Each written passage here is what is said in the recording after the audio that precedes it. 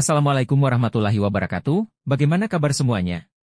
Semoga Allah selalu membimbing kita menuju jalan yang benar. Seringkali, penemuan baru dalam dunia ilmiah yang terus berkembang menunjukkan hubungan yang luar biasa antara agama dan ilmu pengetahuan.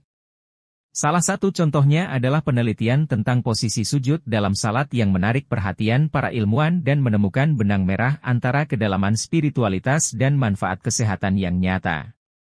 Dalam video ini, kita akan melihat sudut pandang ilmiah tentang posisi sujud dan merangkai keajaiban yang ditemukan oleh penelitian ini, yang mendorong kita untuk melihat sholat sebagai praktik yang linier dengan ilmu pengetahuan.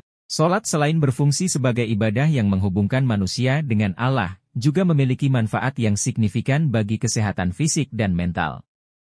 Salah satu aspek penting dalam menjalankan salat adalah kehusyukan, atau konsentrasi yang tinggi pada setiap gerakan, tetapi beberapa orang mungkin menganggap bahwa aspek dunia lebih penting daripada menghargai setiap gerakan dalam sholat, agar segera selesai. Dua gerakan yang sering dilakukan secara cepat adalah ruku dan sujud yang memiliki manfaat besar dari segi medis maupun spiritual. Rasul memerintahkan setiap umatnya untuk berlama-lama dalam ruku dan sujud karena ada keutamaan yang luar biasa di dalamnya. Dalam sebuah hadits, Rasulullah bersabda, jika seorang hamba berdiri untuk sholat, semua dosanya didatangkan dan diletakkan di atas pundaknya, maka setiap kali dia rukuk dan sujud dosa-dosa tersebut menjadi berjatuhan. Hadits ini menunjukkan bahwa semakin lama gerakan ruku dan sujud dilakukan, semakin banyak dosa yang akan dilepaskan dari manusia. Ternyata rukuk dan sujud tidak hanya sebatas aspek spiritual saja tetapi ada manfaat medis yang signifikan yang terdapat di dalamnya. Dalam sebuah penelitian ilmuwan dan dokter, terdapat bahwa gerakan rukuk dan sujud, yang dilakukan secara perlahan dan penuh kehusyukan memiliki dampak yang baik bagi kesehatan.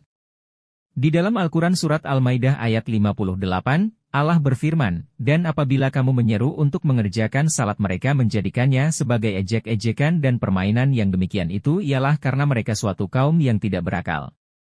Ayat ini telah membuat para ilmuwan berpikir keras dan meneliti gerakan salat dengan ilmu pengetahuan. Seorang dokter ahli biologi bernama Fidelma seorang dari Universitas St. Edward di Austin, Texas, Amerika Serikat yang telah dianugerahi penghargaan Woman of Spirit pada tahun 2012 dan merupakan seorang ahli neuroscience di Universitas Texas. Dia telah melakukan penelitian yang sangat mencengangkan tentang syarat syaraf di otak manusia.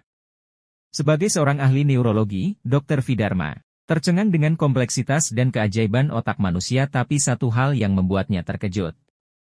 Selama penelitian yang dilakukannya, dengan seksama dan memakan waktu yang lama, Dr. Fidelma menemukan bahwa ada beberapa urat syaraf manusia yang tidak dimasuki oleh darah. Ini menjadi penemuan yang terbesar karena setiap inci otak manusia membutuhkan suplai darah yang cukup agar dapat berfungsi dengan normal. Namun, ada urat syaraf tertentu yang tampaknya tidak membutuhkan darah untuk menjalankan fungsinya. Dr. Fidelma mendalami penelitiannya dan akhirnya menemukan bahwa urat-urat saraf tersebut hanya membutuhkan suplai darah dalam waktu yang sangat singkat, yaitu saat seseorang sedang melakukan salat dengan posisi rukuk dan sujud. Dalam posisi inilah darah dipompa secara terus-menerus ke urat saraf tersebut memberikan suplai yang dibutuhkan untuk beberapa saat. Penemuan ini membuat takjub Dr. Fidelma sehingga menjadi titik balik bagi Dr. Fidelma. Setelah meneliti posisi rukuk dan sujud ini, dia mulai mempelajari Islam secara lebih mendalam. Dia mulai mencari Islam melalui buku-buku keislaman dan diskusi dengan rekan-rekannya yang Muslim. Dengan penuh kesadaran dan keyakinan yang besar, dokter ini akhirnya mengucapkan dua kalimat syahadat. Subhanallah, hidayah itu datang dari berbagai sisi yang secara tidak sengaja kita menemukannya.